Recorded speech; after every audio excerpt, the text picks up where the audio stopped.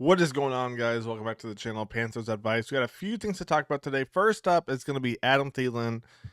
Let's dive into this real quick. So, Carolina Panthers better off keeping Adam Thielen than trading him for now. All right, Thielen may get the Panthers a fourth-round pick in a trade, but he's more valuable to quarterback Bryce Young than that. Let's take a look at the article right here from Tim Weaver. So it says right here, for a minute there, it looked like the Carolina Panthers were about to trade their best receiver to the Vikings. That's where Adam Thielen played the first 9 years of his NFL career after going undrafted, including 2 Pro Bowl campaigns. The Vikings need help at wide receiver, and Thielen would have given them a huge boost going into the 2025 season. However, the trade talks hit a snag, and now the reporting suggests the deal is unlikely to go down.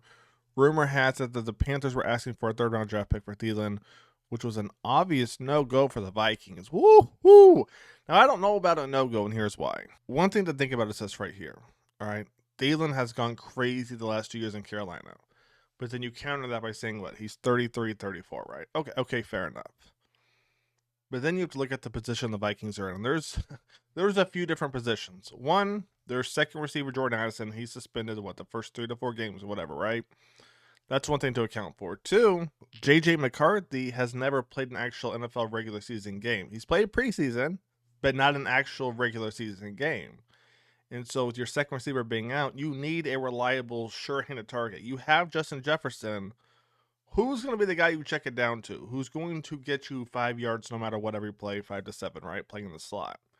That's Adam Thielen. And if you don't have that sure-handed guy, you take the potential of stunting his growth.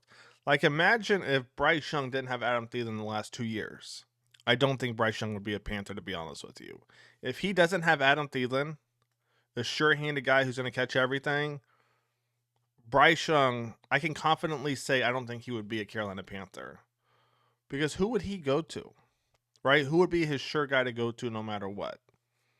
So if you give J.J. McCarthy that for the next 2 years before Thielen retires, maybe this year, one more year in Minnesota, that would be the best thing for him. So you think about all these factors, right? Plus, the Vikings are in the NFC North. And who else is in the NFC North? The Bears, who look better under Ben Johnson now, right? The Lions and the Packers. You can't afford for one of these 3 games at the beginning of the season to slip away. You're kind of in your championship window, give or take, right? I don't know how good their defense is.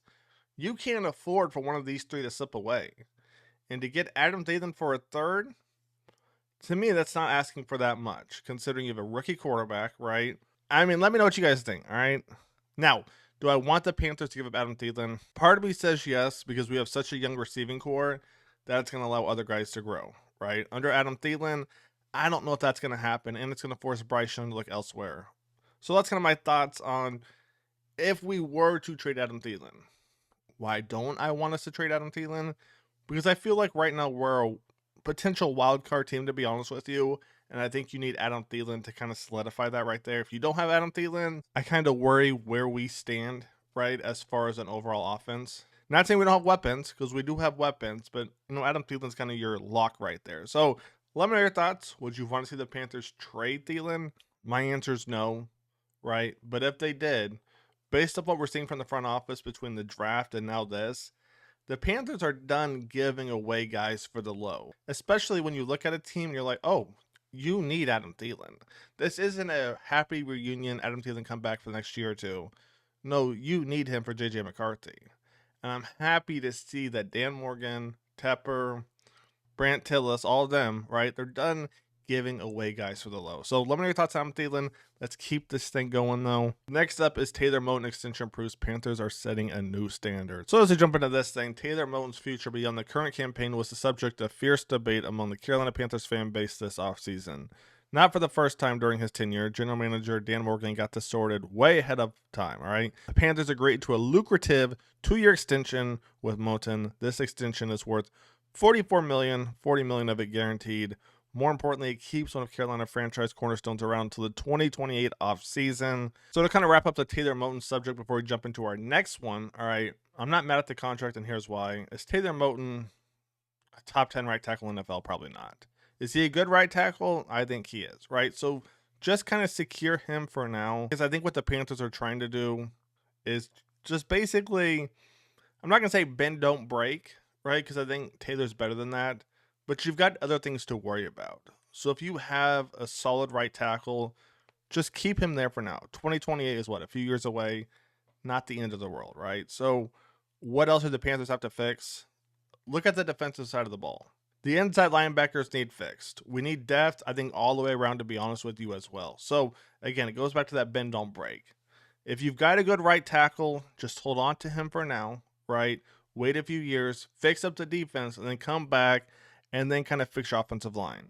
To try and go get another right tackle right now, along with everything else that's going on defensively, doesn't really make much sense to me, if I'm being honest. If you've got a solid one right now, let's keep it going. So as we keep this thing going, all right, it's time for the 53-man roster from Dean Jones right here. Now, let's jump right into it. We're not going to read the article. Let's jump right into it. So quarterbacks, only keeping 2, Bryce Young, Andy Dalton. You can always call up another one right before the game if you have to. So that makes sense right there. Running backs, 3, Chuba, Rico, Trevor. Kind of what I expected. Okay. Now the fun part, receivers. So we got Tetaroa, we got Leggett, Thielen, Coker, Renfro, Horn, and Bryce Tremaine. No David Moore. Now, am I saying I want David Moore? I'm not saying that, but like I said before, I'd be shocked if Moore didn't make it, because that's who Dave always kind of refers back to. Oh, David Moore did this in Seattle. Oh, it reminds me a lot of David Moore when he did this in Seattle, right? So I look at this list. It's going to be tough. It's going to be tough. Let's keep it going, though. Let me know your thoughts on the receivers. And then we go to the tight ends right here. You got Tremble, Sanders, and Mitchell Evans. I thought Tremble wasn't starting for sure on the 53, or was it going to be, we'll see when the time comes. Let me know in the comments if I'm wrong on that.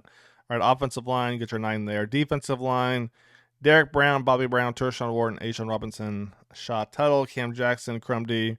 That'll make sense there. Outside linebackers. You got Wanham, Patrick Jones, Scorton, Princely, Incombe, and DJ Johnson's on the IR.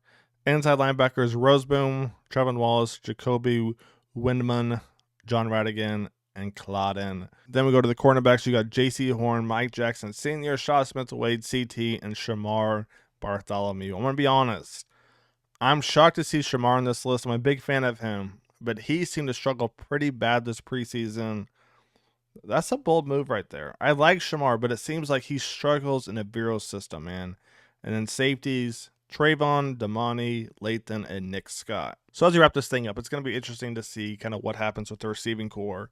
You know, I don't know that anyone's going to stay on the practice squad for that long. I think any of those guys that end up going, they're probably going to get signed somewhere else. So we'll see what happens, man. All right. 53-man roster is sometime next week, so obviously we'll break that down when it happens. But until then, I'll catch you guys on the next one. Take it easy. Panthers Devices out. Peace.